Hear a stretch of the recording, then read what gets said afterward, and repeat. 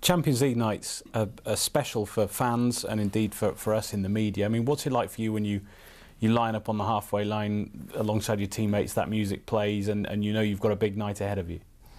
Yeah, it's very special. I think I've never taken it for granted. I think the case of playing for a few years without even coming close to playing Champions League football in my early years of my career, to getting the opportunity here is something that I really appreciate. And we've had some fantastic nights, some huge nights, and hopefully there's still some around the corner.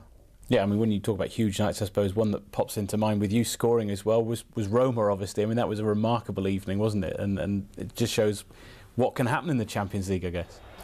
Yeah, that was incredible. That was my first season, so yeah, I thought, is this how it is? Is this the norm? But that was a special night and something that people remember, and everything just seemed to go right that night. So, but we've had some really special nights. We've gone to all the biggest clubs since I've been here, and that's not something that you take for granted. It's a special occasion, and big tests, obviously, because you're playing against the best. But it's one that we relish.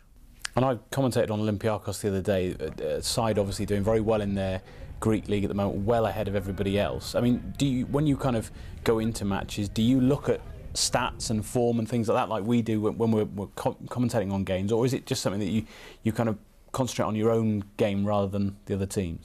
You look at certain amount. I think not too many.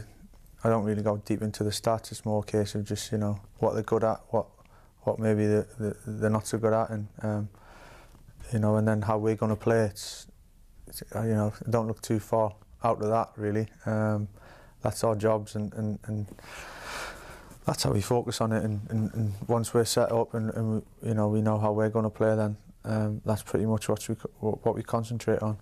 Just finally, I know you can't predict anything in football, but I suppose the one thing that you'll face when you go out there is an incredible atmosphere, because that's just what happens on the continent, and particularly in Greece.